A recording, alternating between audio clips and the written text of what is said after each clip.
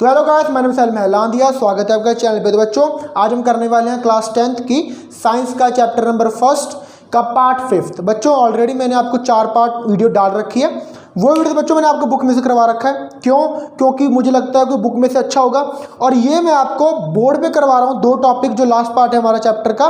क्योंकि बच्चों ये जो 2 टॉपिक्स हैं, क्रोजन और एंसिडिटी, ये आपकी डेली लाइफ से रिलेटेड है और आप इनको अच्छी तरह समझ सकते हो और अपने डेली लाइफ में इनको अप्लाई भी कर सकते हो, और जिससे क्या होगा, मेरी डिस्कशन अच्छी होगी। ठीक है बच्चों। तो जो हमारा जो फर्स्ट टॉपिक है दैट इज द क्रोजन।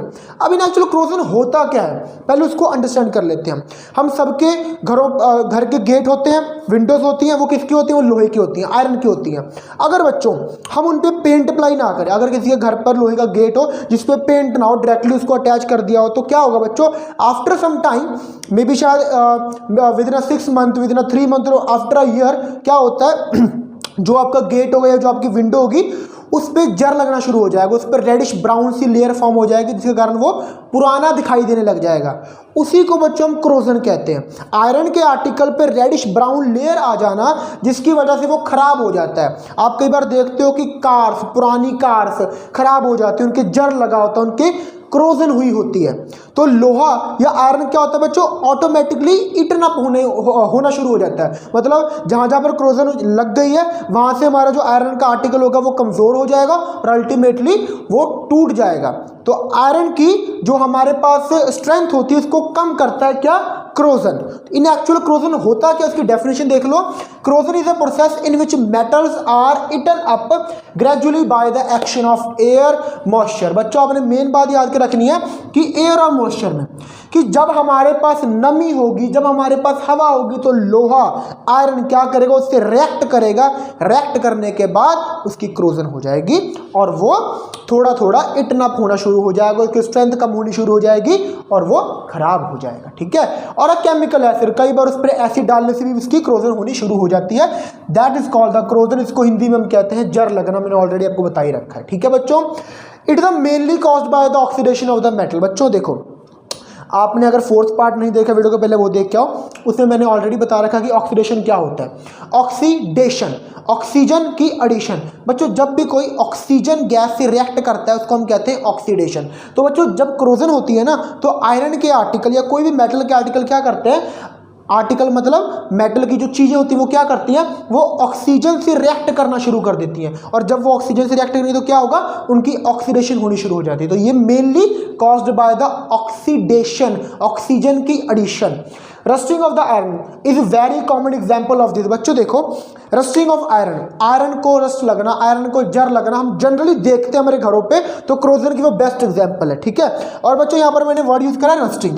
आपने एक बात याद रखनी है कि जब हम आयरन की बात करते हैं तो आयरन को, जब आयरन की क्रोजन होती है तो आयरन के केस में हम क्रोजन को कहते हैं रस्टिंग। आयरन के केस में हम क्रोजन को कहते हैं रस्टिंग। मतलब है तो क्रोजन ही, बस उसका एक स्पेशल नाम दे दिया रस्टिंग। क्यों? क्योंकि ये ज्यादा देखने को मिलती है। ठीक है। It damage car bodies, car की बॉडीज, ब्रिजेस, शिप्स और रेलिंग्स। रेलिंग्स हमारे पास बच्चों क्या होती है कि हमारी छत है, छत पे लगी होती है, घर के आसपास लगी होती हैं, या मान लो कि हमारी सीढ़ी है, सीढ़ी के साथ लगी होती हैं, वो रेलिंग्स आपको फोटो दिख रही होगी। ये सब बच्चों जनरली आयरन की होती हैं और ये खराब हो जाती हैं क्रोजन की वजह से।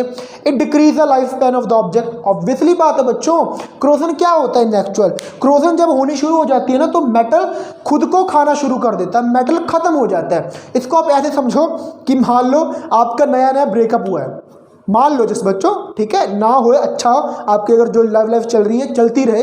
मान लो अगर किसी का ब्रेकअप हुआ है तो वो क्या करेगा, उसको अंदर से ऐसी फीलिंग आती है कि वो अंदर से कोई इसको खा रहा है। ठीक है। अगर आपका ब्रेकअप ना हुआ हो, अगर फ्यूचर में हो या किसी का भी हुआ हो, उससे पूछ के देखना, उसको फीलिंग आएगी कि उसके अंदर से उसको कोई खा रहा है। सेम टू सेम बच्चों ऐसे होता है। ठीक है। आयरन में जब, या आयरन में या किसी भी मेटल में जब क्रोजन होती है तो वो खुद को खाना शुरू कर देता है। ठीक है। और इसको बचाने का तरीका क्या है कि उस पर पेंट अप्लाई कर दो।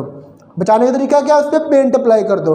और ब्रेकअप के दर्द से बचाने का तरीका क्या है, सख्ती अपना लो, सख्त बन जाओ खुद के लिए। ठीक है। थोड़ा स्ट्रांग बन जाओ खुद, या तो काम ही मत करो ना ब्रेकअप वाले। तो ऐसे ही होगा बच्चों, अगर हम क्या करेंगे, पेंट अप्लाई कर देंगे तो क्रोजन होगी नहीं। वैसे ही अगर आप इस मामले में जाओगे ही नहीं, डेटिंग के मामले में, तो आपका भी दिल नहीं टूटेगा। चलो छोड़ो इसको। तो बच्चों क्रोजन की बात कर रहे थे हम कि क्रोजन में अगर हम पेंट कर देंगे तो ऑटोमेटिकली हमारे पास क्रोजन रुक जाती है, क्योंकि एक लेयर फॉर्म होने से डायरेक्ट मॉइस्चर और एयर कांटेक्ट में नहीं आ पाती है। क्लियर बच्चों, ये पॉइंट मैंने आपके साथ डिस्कस कर लिया, वैसे आपको अगले चैप्टर्स में है, ठीक है। तो ये मेन 4 पॉइंट आपने याद रखना है कि लाइफ स्पैन डिक्रीज हो जाता है, ऑक्सीडेशन हो जाती है, ठीक है, ऑक्सीडेशन का मेन कॉज होता है, और रस्टिंग ऑफ द आयरन का कॉमन एग्जांपल है कार, ब्रिजेस, शिप्स और रेलिंग्स जो हमारे पास है वो डैमेज हो जाती है क्रोजन के कारण। ये था बच्चों हमारा क्रोजन का टॉपिक। मैं थोड़ा साइड हटता हूँ, आप इसको उतार लो। ओके, ठीक है। तो देखो हमारा सेकंड टॉपिक कौन सा है, रेंसिडिटी।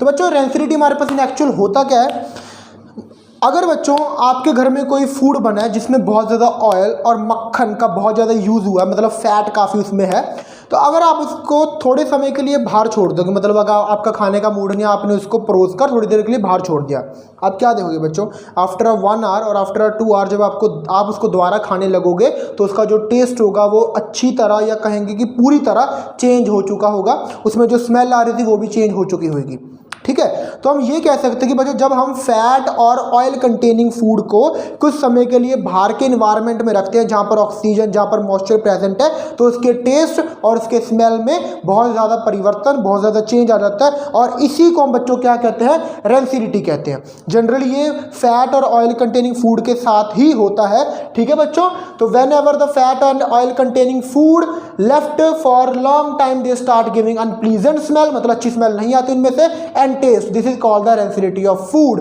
ये बच्चों हमारे पास है रेंसिडिटी ऑफ फूड। और ये क्यों होता है बच्चों, सेम टू सेम कॉज है, ऑक्सीडेशन के कारण। जो ऑक्सीजन है ना वो बहुत ज़्यादा रिएक्टिव गैस है, रिएक्टिव गैस होने के कारण वो क्या करती है, मोस्टली हर चीज़ से रिएक्ट करना शुरू कर देती है, ठीक है। जैसे फूड, हमारा फूड से रिएक्ट करके वो क्या करेगी, उसकी स्मेल और उसके टेस्ट को अच्छी तरह चेंज कर देगी। तो ये भी ऑक्सीडेशन के कारण ही होता है। अब मुद्दे की बात ये है, हम इसको रोक कैसे सकते हैं, हाउ वी प्रिवेंट इट, हम इसको रोकते कैसे, रोक कैसे सकते हैं। फर्स्ट बच्चों, बाय एडिंग एंटीऑक्सीडेंट। अगर मान लो फूड है, आपको बहुत मास प्रोडक्शन करनी पड़ रही है फूड की, बहुत ज़्यादा फूड बनाना पड़ रहा है, तो मे बी शायद आपके पास स्टोर करने के लिए कोई चीज़ ना हो, तो उसको खुला में रखना पड़े, तो उसके ऑक्सीडेशन के साथ क्या होगा, वो खराब हो जाएगा। तो आप रोकने के लिए क्या कर सकते हो, you can add the antioxidant, मतलब जो ऑक्सीडेशन को रोक दे, कुछ ऐसे केमिकल्स ऐड कर दो जो ऑक्सीडेशन को होने से रोकेंगे और आपके फूड को काफ़ी लंबे समय तक फ्रेश रख सकते हैं। फर्स्ट ये हो गया।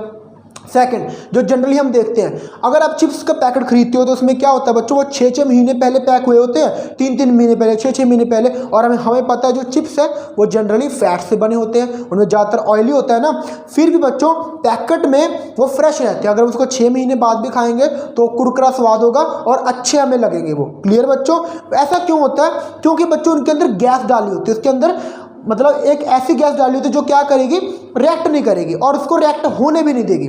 जनरली वो गैस बच्चों हमारे पास कौन सी होती है, N2, नाइट्रोजन गैस, ठीक है।